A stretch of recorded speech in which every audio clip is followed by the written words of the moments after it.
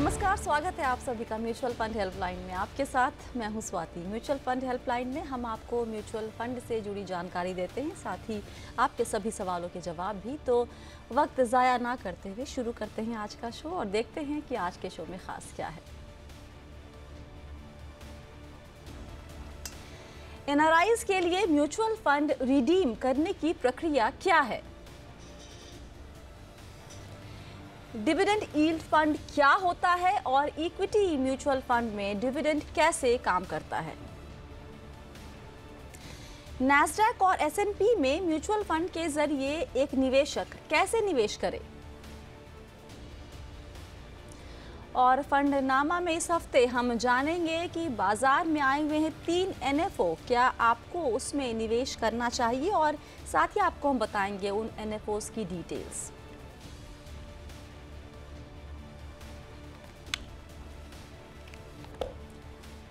और शो में हमारे साथ जुड़ गए हैं रूंगटा सिक्योरिटीज़ के सीईओ सुदर्शन रूंगटा। सुदर्शन, बहुत बहुत स्वागत है आपका शो में। पहली बार स्टूडियो में? यस। कैसा लग रहा है? बहुत अच्छा लग रहा है। नर्वस तो एकदम नहीं है? नहीं। बहुत बढ़िया। चलिए यहाँ पे शुरू करते हैं हम सवाल जवाब का सिलसिला।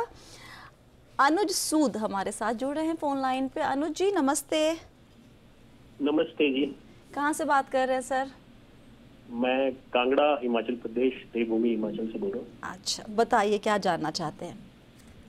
जी, मैंने अपना पोर्टफोलियो आपको मेल किया है। उसमें 60,000 SIP म्यूचुअल फंड्स में जारी है और इसको कैटेगराइज किया है मैंने small cap, mid cap, sorry flexi cap and large cap में। हाँ तो जी। एक तो मेरा सवाल ये है कि प्लीज उसको रिव्यू कीजिए कि मेरा पोर्टफोलियो ठीक है कि नहीं, और स्पेशली मैं निपॉन फंड्स की परफॉर्मेंस को लेके थोड़ा चिंतित हूँ, तो उसको रिव्यू कीजिए। दूसरा, मैं मर्चेंट नेवी में हूँ, मैं एनआरई स्टेटस है, एनआरई अकाउंट है। तो म्यूचुअल फंड्स जो ऑनलाइन थर्ड पार्टी ऐप से स्टार्ट करते हैं उसमें मेरे कॉम्बिनेशन के साथ प्रॉब्लम आती है कि वो स्टार्ट नहीं हो पाता है, क्योंकि मेरा रेजिडेंट स्टेटस इंडियन है, but due to nature of my job I am more than 183 days away from India, so उस कारण मुझे एनआरई स्टेटस मिलता है। अच्छा। सो उस कारण काफी थर्ड पार्टी एप्स वो मुझे एनआरई अकाउंट के थ्रू म्यूचुअल फंड स्टार्ट नहीं कर पाता, तो इसलिए मुझे अनफॉर्चुनेटली अपने वाइफ के नाम पर ही स्टार्ट करने पड़ गए। तो मैं वो प्रोसेस जानना चाहता हूँ कि NRE account with resident status Indian, उनके लिए क्या पॉसिबिलिटी है कि वो ऑनलाइन म्यूचुअल फंड स्टार्ट कर सके? Okay, alright. पहला पोर्टफोलियो पे पहले चेक कर ले सुदर्शन। लार्ज कैप के परफॉर्मेंस से Nippon large cap return since launch 10% से थोड़ा ज़्यादा, 7 साल में 14% से ज़्यादा का दिखा रहा है, 5 साल में भी ठीक दिखा रहा है, 1 साल 3 साल में शायद कैटेगरी से काफ़ी ख़राब है। लेकिन काफ़ी लंबे वक्त से निपॉन लार्ज कैप का परफॉर्मेंस बहुत एक्साइटिंग नहीं रहा है निवेशक के लिए। क्या सलाह देंगे? अनुज जी को मैं सलाह दूंगा कि वो निपॉन लार्ज कैप से अपना पैसा रिडीम कर लें, और साथ ही जो उन्होंने पोर्टफोलियो दिया है उसमें इन्वेस्को इंडिया कॉन्ट्रा फंड और Nippon India focused equity fund, ये 3 स्कीम से वो अपनी SIP बंद कर लें और पैसा निकाल सकते हैं वो। ओके। और जो नई स्कीम्स वो ऐड कर सकते हैं अपने पोर्टफोलियो में वो है Canara Robeco equity hybrid fund, ICICI prudential FMCG fund और Motilal Oswal S&P 500 index fund. ये 3 स्कीम्स में वो अपना पैसा इन्वेस्ट कर सकते हैं SIP के जरिए, और जो रिडेम्पशन प्रोसीड्स हैं उसे भी वो इसमें प्रोपोर्शनेटली इन्वेस्ट कर सकते हैं। ओके। क्योंकि उन्होंने बताया कि इनका जो स्टेटस है एनआरआई का, उससे इनको शायद बहुत जगह निवेश करने में इजाज़त नहीं मिलती है शायद, तो आपने जो रिकमेंडेशन दी है इनमें ये निवेश कर सकते हैं या इनको अपने वाइफ के नाम के थ्रू करना है? जो इनका जो प्रोफाइल है, सेलर हैं ये, तो बेसिकली ये इंटरनेशनल वाटर्स में काफ़ी हद तक रहते हैं, काफ़ी समय से रहते हैं उसमें जी। तो इससे उनका जो टैक्सेशन पर्पस जो है वो इनका NRI हो जाता है। हालांकि इनके पास ओवरसीज एड्रेस नहीं होगा बिकॉज ये ऑलवेज इंटरनेशनल वाटर्स में सेल करते रहते हैं। करेक्ट। एज अ सेलर इन्हें एक CDC सर्टिफिकेट मिलता है जो कंटिन्यूस डिस्चार्ज सर्टिफिकेट कम सी फेयरर्स आइडेंटिटी डॉक्यूमेंट होता है। ये वो हासिल कर लें और अपना जो KYC है उसमें उनका रेसिडेंट स्टेटस NRI होगा और ओवरसीज एड्रेस के जगह वो अपना इंडियन एड्रेस दे सकते हैं और उसमें CDC सर्टिफिकेट अटैच कर सकते हैं। इन्हें एक बहुत दिक्कत आएगी कि ये ऑनलाइन ये इन्वेस्टमेंट नहीं कर पाएंगे। कारण क्या है, उस ऑनलाइन करने जाएंगे वो अपना NRI स्टेटस बताएंगे तो उन्हें अपना फॉरेन एड्रेस देना ज़रूरी हो जाएगा। इसीलिए इन्हें मैन्युअली पेपर फॉर्म में अपना इन्वेस्टमेंट शुरू करना होगा, उसके बाद ये ऑनलाइन मैनेज कर पाएंगे, जैसे इन्होंने कहा है ऑलरेडी HDFC ये सब में कर रहे हैं। ऑलराइट, अनुज जी। हाँ जी, got my answer, I am very much satisfied. इन्होंने बिल्कुल सही बोला जी, मैं निपॉन और HDFC में उसी तरीके से कर रहा हूँ जी। चलिए, बहुत बहुत शुक्रिया। यहाँ पर अनुज को तो आंसर मिल गया, लेकिन मेरा एक सवाल है, जो आपने 3 रिकमेंडेशन दी हैं उसके पीछे की वजह? इनका जो पोर्टफोलियो है इक्विटी फोकस पोर्टफोलियो है और इंडिया सेंट्रिक पोर्टफोलियो है। Canara Robeco equity hybrid fund जो है वो एक बैलेंस फंड है। सो उसमें ऑटोमेटिक वो रीबैलेंसिंग होते रहता है। अगर मार्केट बहुत ज़्यादा एक्सपेंसिव है तो फंड मैनेजर इज मैंडेटेड कि वो उसमें प्रॉफिट बुकिंग करें, और अगर मार्केट बहुत ज़्यादा नीचे गिरा हुआ है तो वो उसमें ऐड कर सकते हैं इक्विटी पोर्टफोलियो। तो ये एक ऑटो प्रोसेस है जिसमें प्रॉफिट बुकिंग भी हो जाती है और इक्विटी आप लो लेवल पे खरीद सकते हैं। FMCG फंड एक उसे एक डिफेंसिव सेक्टर बोला जाता है मार्केट पार्लेंस में। सो ये हमने ऑलरेडी टेस्ट कर लिया मार्च में जब मार्केट गिरे थे, उसमें FMCG और फार्मा ये 2 सेक्टर हैं जो काफ़ी डिमांड में थे in terms in real economy में और स्टॉक प्राइस में भी अगर हम देखें तो एक पोर्टफोलियो को काफ़ी स्टेबिलिटी दे देता है। दूसरा, Motilal Oswal S&P 500 index fund, ये एक जोग्राफिकल डाइवर्सिफिकेशन हो जाता है इसमें ये US की टॉप 500 कंपनीज में इनका इन्वेस्टमेंट होता है। तो एक geographical diversification plus you are investing in the top 500 companies of US, तो एक बहुत अच्छा पोर्टफोलियो को बैलेंस दे देता है। ओके। हम अमूमन सुदर्शन अपने दर्शकों से कहते हैं कि सेक्टोरल फंड या थीमेटिक फंड से दूर रहिए, लेकिन FMCG को मैंने देखा कि कई एक्सपर्ट्स रेकमेंड करते हैं। ये मानना क्या सही होगा कि ये जो सेक्टर है या FMCG कैटेगरी जो है ये एक एवरग्रीन कैटेगरी है जहाँ पर आपको बहुत ही ज़्यादा उतार चढ़ाव बाकी सेक्टर के मुकाबले में की तुलना में कम दिखता है? मैं उतार चढ़ाव इसमें उतरने वाली बात जो है, मार्केट गिरता है और इसके प्राइसेस बहुत कम गिरते हैं। अच्छा। बिकॉज जैसे ये मार्केट पार्लेंस में एक डिफेंसिव पोर्टफोलियो हो जाता है और ये चीज़ टेस्ट हो चुकी है कई मार्केट साइकिल्स में जहाँ डिमांड सप्लाई और वॉलेटिलिटी रहती है। ये basically and user consumption products हैं इनमें। तो मार्च में भी हम देखें लॉकडाउन हुआ, सब कुछ हुआ, बट FMCG और जो डे टू डे यूटिलिटीज़ हैं वो सब शुरू थी गवर्नमेंट की तरफ से। तो इसके लिए ये बहुत डिफेंसिव सेक्टर हो जाता है। इसमें नॉर्मली जो भी फंड हाउसेज या जो लॉन्ग टर्म इन्वेस्टर्स हैं वो ये कभी बेचने की सोचते नहीं है इसमें। अच्छा। तो इसीलिए इसकी प्राइस मूवमेंट शायद साइडवेज चले, बट गिरने की संभावना बहुत रिमोट हो जाती है। Okay, alright. अगला सवाल लेते हैं। सुमित ने अपना सवाल ईमेल के जरिए भेजा है। सुमित जानना चाहते हैं डिविडेंड यील्ड फंड्स के बारे में। पहला सवाल इनका ये है कि ये बाकी large mid small flexi cap से ये अलग कैसे हैं? ओके। और डिविडेंड जब भी मिलता है किसी इक्विटी फंड में तो वो कैसे इस्तेमाल किया जाता है, ये इनका दूसरा सवाल है। और या मोर और लेस ये इसी तरीके से इसी बारे में इनका सवाल है कि डिविडेंड यील्ड फंड काम कैसे करता है, इसकी तुलना ज़रा बाकी कैटेगरी से अगर कर सके हम तो। ये एक नॉर्मल इक्विटी फंड है। अब इसमें कैटेगराइजेशन नहीं है large cap, mid cap, flexi cap. इसमें फंड मैनेजर को पूरी फ्लेक्सिबिलिटी है, वो कोई भी कैटेगरी में अपना इन्वेस्टमेंट कर सकते हैं जहां इन्हें डिविडेंड यील्ड बहुत अच्छा मिले। अब डिविडेंड यील्ड जो कंपनीज जो फंड को डिविडेंड का रिसीट होता है वो लोग कैश में उनके बैंक अकाउंट में क्रेडिट होता है और वो उनके NAV में रिफ्लेक्ट हो जाता है। और फंड मैनेजर चाहे तो जैसे आप नया इन्वेस्ट कर रहे हैं और फंड मैनेजर को जो कैश फ्लो आता है उसी तरीके से डिविडेंड का ट्रीटमेंट भी वैसे ही होता है। एंड फंड मैनेजर फ्री है उससे किसी भी तरीके से इन्वेस्ट करने के लिए। डिविडेंड यील्ड थोड़ा डिफरेंट हो जाता है बिकॉज ये बहुत ज़्यादा अग्रेसिव पोर्टफोलियो नहीं होते हैं। इनमें जो अंडरलाइंग इक्विटी एसेट्स है वो एक बहुत स्टेबल बिजनेस है, उनका कैश फ्लो डिटरमाइंड है, एक स्टेबल कैश फ्लो है ऑपरेशंस से। ज़्यादा केपेक्स की रिक्वायरमेंट नहीं है उन्हें, कि जो भी उन्होंने अपना इंफ्रास्ट्रक्चर कैपेसिटी बिल्डिंग कर रखी है उसके आगे उन्हें और कुछ इन्वेस्टमेंट करने की ज़रूरत नहीं है। ओके। तो इसमें कंपनीज जो देखती हैं कि हम ज़्यादा पैसा अगर हम हमारे बुक्स में रखते हैं तो रिटर्न ऑन इक्विटी उनका कम हो जाता है, इसलिए वो प्रेफर करते हैं कि हमारे निवेशकों को, हमारे इन्वेस्टर्स को वो पैसा ज़्यादा से ज़्यादा रिटर्न कर दिया जाए। इससे क्या हो जाता है कि मार्केट में अगेन ये एक तरीके का डिफेंसिव हो जाता है, बट नॉट रियल टर्म्स में ये डिफेंसिव नहीं है, बट यस वॉलेटाइल टाइम्स में ये कम वॉलेटाइल होते हैं। और लेकिन एक चीज़ और समझना होगा कि जब मार्केट एकदम बुलिश ट्रेंड में है ये वो एकदम बुलिश नहीं होंगे, बट लॉन्ग टर्म में ये आपको एक अच्छा डिसेंट रिटर्न देने की क्षमता रखते हैं। ऑलराइट, तो किस तरह के पोर्टफोलियो में डिविडेंड यील्ड फंड के होने की मतलब okay let me reframe it, किस तरह के निवेशक अपने पोर्टफोलियो में डिविडेंड यील्ड फंड रखें? एक निवेशक जो एक बहुत रीजनेबल एक्सपेक्टेशन रखते हैं अपने इक्विटी पोर्टफोलियो से, एक उनके लिए एक बहुत अच्छा विकल्प है।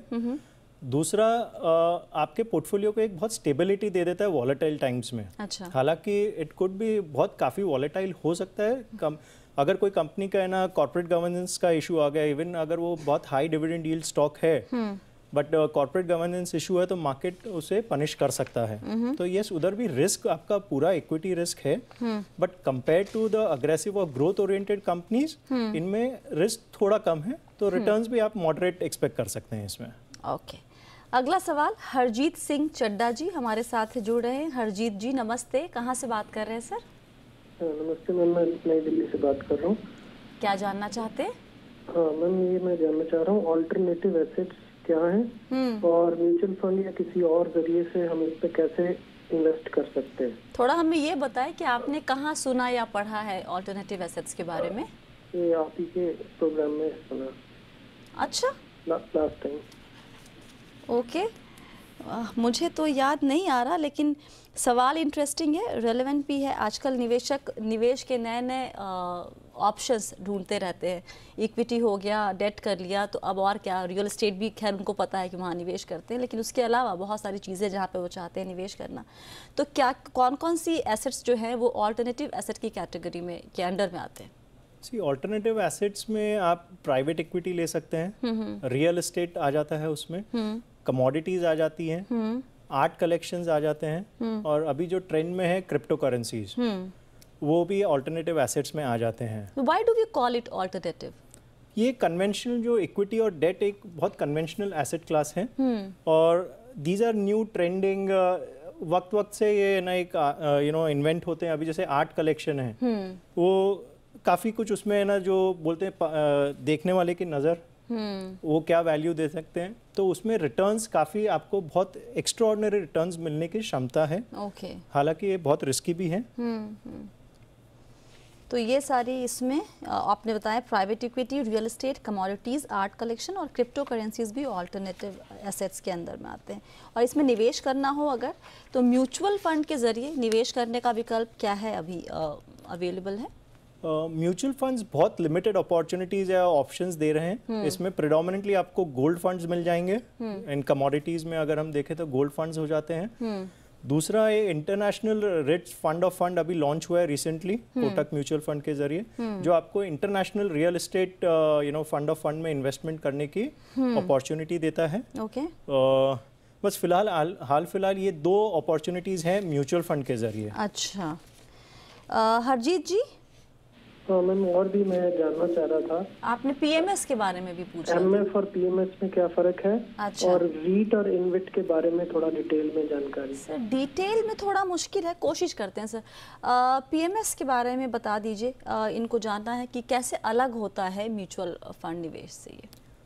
पीएमएस एक सेबी रेगुलेटेड और सेबी रजिस्टर्ड पोर्टफोलियो मैनेजर ही ऑफर कर सकते हैं आपको। इसमें जो टिकट साइज होती है वो 50 लाख की होती है, जबकि म्यूचुअल फंड में आप मिनिमम 500 या 1000 रुपीज से इन्वेस्ट कर सकते हैं जी। जो पोर्टफोलियो कंस्ट्रक्ट होता है आपका वो कस्टमाइज हो सकता है पीएमएस के जरिए, और म्यूचुअल फंड में आपको एक ऑलरेडी जो रेडी पोर्टफोलियो है उसमें आप पार्टिसिपेट कर सकते हैं। टैक्सेशन में इसमें एक बहुत ग्रे एरिया है। अगर आपका वॉल्यूम्स काफ़ी ज़्यादा हैं तो शायद इनकम टैक्स ऑफिसर इसे बिजनेस इनकम भी ट्रीट कर सकते हैं या कैपिटल गेन्स, तो वो एक बहुत ग्रे एरिया और डिबेटेबल एरिया है। ओके, तो वो इन्वेस्टर कैसे कंफर्टेबल हो उसके हिसाब से वो डिपेंड होता है। ऑल राइट, चलिए यहाँ पर एक छोटा सा ब्रेक लेते हैं। ब्रेक के बाद कुछ और सवाल लेंगे, जवाब देने की कोशिश हम पूरी करेंगे। आप बने रहिए म्यूचुअल फंड हेल्पलाइन के साथ।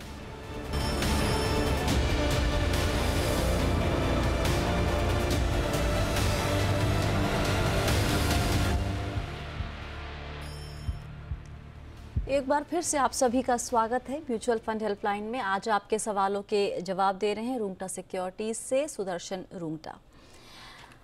अगला सवाल, स्वागतो महतो हमारे साथ जुड़ रहे हैं फोन लाइन पे। स्वागतो जी नमस्ते, कहाँ से बात कर रहे हैं? मैं वेस्ट बंगाल से बात कर रहा हूँ। मैं अच्छा, और आपकी उम्र 23 साल है, आप म्यूचुअल फंड में निवेश भी करने लगे हैं? जी मैम। ये तीनों SBI क्यों रखा अपने पोर्टफोलियो में? मैम एक्चुअली पहले उस टाइम मुझे पता नहीं था, कॉलेज में पढ़ता था, तो उसी टाइम बैंक मैनेजर मुझे ये सजेशन किया जे अलग अलग इसे 3 फंड ले लीजिए। अच्छा, हाँ। तो अभी नौकरी लग गई है? मैम हाँ, अभी ब्रिटानिया में कर रहा हूँ, झारखंड में। बहुत बढ़िया, बधाई हो। जी मैम। चलिए, और अभी और निवेश इतना ही रखेंगे या बढ़ाएंगे इसको आगे? जी मैम, मैं अमाउंट बढ़ाना चाहता हूँ। अभी कितना निवेश है? अभी तो मैम 1000 रुपया पर मंथ कटते हैं तीनों फंड में। 3000 रुपए का निवेश है पर मंथ? जी जी जी। और इसको बढ़ा के कितना करना है? अभी मैं 5000 करना चाहता हूँ। 5000 करना चाहते हैं। हाँ। बताइए कैसे इनकी हम मदद कर सकते हैं सुदर्शन? स्वागता जी, पहले तो मैं आपको मुबारकबाद दूंगा कि आप बहुत जल्दी निवेश करना शुरू किए और सही एसेट क्लास में निवेश करना शुरू किए हैं। आपकी जो 3 स्कीम्स हैं, SBI blue chip, SBI magnum multi cap और SBI स्मॉल कैप, ये तीनों एक अच्छी कैटेगरी की अच्छी परफॉर्मर स्कीम्स हैं, इसमें आप कंटिन्यू कर सकते हैं। आपको जो 2 नई स्कीम्स जो ऐड करनी है इन्हें, या 2000 का नया SIP इन्हें शुरू करना है, मैं सजेस्ट करूंगा ये मोतीलाल ओसवाल की S&P 500 इंडेक्स फंड से शुरू कर सकते हैं उसमें, और एक कैनरा रोबेको की इक्विटी हाइब्रिड फंड। ये 2 स्कीम्स ये अपने पोर्टफोलियो में ऐड कर दें तो इनका पोर्टफोलियो एक अच्छा वेल बैलेंस्ड पोर्टफोलियो हो जाएगा। तो ये एक पोर्टफोलियो में एक ही फंड हाउस की 3 स्कीम इज फाइन, मतलब इसको तीनों स्कीम्स अच्छी हैं, हालांकि थोड़ा डिस्ट्रीब्यूशन हो 3 अलग फंड्स में तो एक बेटर ऑप्शन हो जाता है, बिकॉज आप 3 अलग फंड मैनेजर की सर्विसेज अवेल कर रहे हैं। But SBI as a fund house काफ़ी डिसेंट है, बहुत अच्छा परफॉर्म कर रहा है। अच्छा। और क्योंकि आपकी SIPs इसमें शुरू हैं, आप कंटिन्यू कर सकते हैं, कोई दिक्कत नहीं है। ओके, अगला सवाल ले लेते हैं। नरेंद्र हमारे साथ जुड़ गए हैं फोन लाइन पे। नरेंद्र जी। हाँ, नमस्कार। नमस्ते सर, कैसे हैं? हाँ, बस मजे में है मैडम। सर बताइए क्या जानना चाहते हैं? मैडम, हम सूरत से बोल रहे हैं जी। हम पहले तो आपके चैनल का और आपके एक्सपर्ट का शुक्रिया जताते हैं जी। कि इन्होंने बहुत अच्छा पोर्टफोलियो क्रिएट किया है। हमारे ARM एडवाइजर आपकी चैनल और आपका शो ही है। अच्छा। हम ये जानना चाहते हैं कि नास्डैक 100 एंड S&P 500 इंडेक्स वो क्या है? अच्छा। इसमें कौन सी कंपनी रहती है? ओके। इस इंडेक्स में ओनली US बेस्ड कंपनी ही होती है या भारत की कोई कंपनी, इंडियन ओरिजिन कंपनी हो सकती है या नहीं? ओके। ये जानना चाहते हैं। और इसका NAV का कट ऑफ टाइम US के टाइम के अनुसार रहता है कि अपने टाइम के अनुसार रहता है? बहुत ही बढ़िया सवाल सर। और कौन से फंड हाउस ये फंड ऑफर कर रहे हैं, इसके बारीकियां बताइए सर। ठीक है, वक्त हमारे पास कम है, सवाल आपने सुन लिया, एक एक करके क्विकली जवाब देते हैं। नैस्डैक और S&P इंडेक्स फंड जो है वो रिस्पेक्टिव एक्सचेंजेस डिसाइड करते हैं इसमें कौन से कंपनीज इसमें पार्टिसिपेट करेंगे। ट्रेडिशनली नैस्डैक में IT कंपनीज का मेजॉरिटी उसमें रहता है वेटेज, और S&P 500 इंडेक्स फंड में टॉप की 500 कंपनीज का वेटेज रहता है, और उसमें अलग अलग सेक्टर्स, बैंकिंग, फाइनेंशियल, बाकी IT, सभी सेक्टर्स का एक अच्छा कॉम्बिनेशन रहता है। नैस्डैक फोकस्ड है खाली IT पे, उसमें करीबन 80 to 83% IT का एक्सपोजर है। दूसरा आपने कहा है कि कट ऑफ टाइम, यस, वो US लिंक नहीं रहता है, वो इंडिया सेंट्रिक रहता है। तो इंडिया के जो म्यूचुअल फंड्स के जो कट ऑफ टाइम है वो आपके ये दोनों फंड्स में भी एप्लीकेबल होंगे अगर आप म्यूचुअल फंड्स के जरिए इसमें इन्वेस्ट कर रहे हैं तो। ओके और इन्होंने शायद पूछा था इसमें कोई इंडियन कंपनी होती है क्या इस इंडेक्स में? सी इंडियन कंपनी इसमें वो रिस्पेक्टिव एक्सचेंजेस डिसाइड करेंगे कौन सी कंपनी इसमें पार्टिसिपेट करे।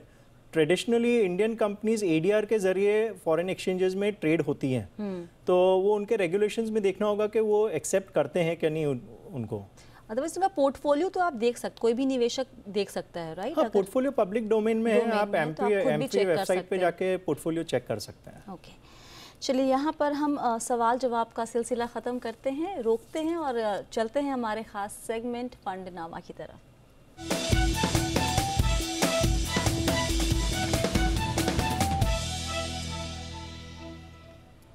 इस हफ्ते फंड नामा में अपने एक्सपर्ट से हम 3 NFO न्यू फंड ऑफर के ऊपर बात करेंगे, उनकी राय लेंगे। क्यों? क्योंकि ये अभी फंड NFO खुले हुए हैं बाज़ार में, सब 20 तारीख के बाद बंद होंगे। तो इसके पहले कि आप उलझन में आए, आपको कोई बेचे ये NFO ज़बरदस्ती कुछ कह के, तो आप ये समझ लें कि ये NFO क्या है और इसमें आपको निवेश करना चाहिए या नहीं करना चाहिए। एक है Kotak Nasdaq 100 FOF fund of fund, PGIM India balanced advantage fund और ट्रस्ट म्यूचुअल फंड का पहला फंड आया है बाज़ार में, बैंकिंग एंड PSU फंड। इनकी डिटेल्स आपको स्क्रीन पे दिखेंगी कि कब से कब तक ये NFO खुला हुआ है, ये किस कैटेगरी का है, इनके फंड मैनेजर्स कौन हैं, ये सब आपके सामने। तो क्विकली हम सुदर्शन की राय लेते हैं। इन तीनों NFO पर आपकी राय क्या है? स्वाति, पहले तो ये तीनों NFO जो हैं वो जो म्यूचुअल फंड्स लॉन्च कर रहे हैं उनके पोर्टफोलियो या ऑफरिंग्स में नहीं है, इसीलिए ये लॉन्च कर रहे हैं। तो ये समझना होगा कि ये क्यों मार्केट में आए हैं। ये कोई नई थीम नहीं है, ऑलरेडी मार्केट में आपको इसके ऑप्शंस विकल्प अवेलेबल हैं। अब अगर हम Kotak Nasdaq 100 fund of fund देखते हैं तो ये एक इंडेक्स फंड है। ओके। तो इसमें आपको अगर मार्केट में एक दूसरा विकल्प अवेलेबल है, उसके बावजूद आप ये फंड को कंसिडर कर सकते हैं निवेश करने के लिए, क्योंकि ये एक इंडेक्स फंड है। इसमें फंड मैनेजर का जो इन्वॉल्वमेंट है बहुत लिमिटेड या ना के बराबर है। तो ये फंड आप डेफिनेटली अगर आप करना चाहें और एक ऑप्शन देखना चाहते हैं कि आपको एक अच्छा लगता है कि हम NFO के थ्रू कर रहे हैं इसमें, तो आप इसमें करने की सोच सकते हैं। Okay. PGIM India balance advantage fund जो है तो उसे आप अवॉइड कर सकते हैं, बिकॉज मार्केट में ऑलरेडी बैलेंस एडवांटेज फंड्स काफ़ी अवेलेबल हैं और उनका पास्ट परफॉर्मेंस भी आपके पास अवेलेबल है और फंड मैनेजर किस तरीके से उसमें उनका आउटलुक है वो भी आपको उनके कमेंट्स में मिल जाएगा। ये फंड को थोड़ा परफॉर्म करने दीजिए, मार्केट में आने दीजिए, थोड़ा वक्त बिताने दीजिए, उसके बाद अगर आप सोचें इसमें इन्वेस्ट करना बेस्ड ऑन द परफॉर्मेंस तो आप इसको कंसिडर कर सकते हैं। ट्रस्ट म्यूचुअल फंड का बैंकिंग एंड PSU फंड, ये उनका फर्स्ट लॉन्च फंड है बेसिकली। फंड हाउस भी नया है, कोई प्रूवन ट्रैक रिकॉर्ड नहीं है उनका, तो मेरे समझ से इसे अवॉइड किया हुआ बेहतर है। थोड़ा इन्हें सेटल होने दीजिए, let them prove them credentials और उसके बाद जैसे आप चूज करना चाहे आप इन्वेस्ट कर सकते हैं। ओके, सो तीनों में सिर्फ कोटक नैस्डैक 100 FOF है जहां पर आप अगर निवेश करना चाहते हैं, अपने पोर्टफोलियो में थोड़ा डाइवर्सिफिकेशन चाहते हैं, इंटरनेशनल एक्सपोजर, तो आप वहां पर निवेश कर सकते हैं। बाकी दो को अवॉइड कीजिए अभी इस लेवल पर, इस माहौल में, इस हालात में, इस वक्त। चलिए, बहुत बहुत शुक्रिया आज सभी सवालों के जवाब देने के लिए सुदर्शन। और आप चाहते हैं अगर कि हम आपके सवाल के भी जवाब दें तो आपको अपना सवाल हमें भेजना होगा। सवाल कहाँ भेजना है, ये सारी डिटेल्स आपकी स्क्रीन पर है। सवाल जब भी भेजते हैं तो प्लीज़ अपना नाम और नंबर ज़रूर हमें लिखिए ताकि आपसे हम बात भी कर सकें, आपके सवाल को बेहतर तरीके से समझ सकें। फ़िलहाल के लिए शो में इतना ही। बने रहिए जी बिज़नेस के साथ। नमस्कार।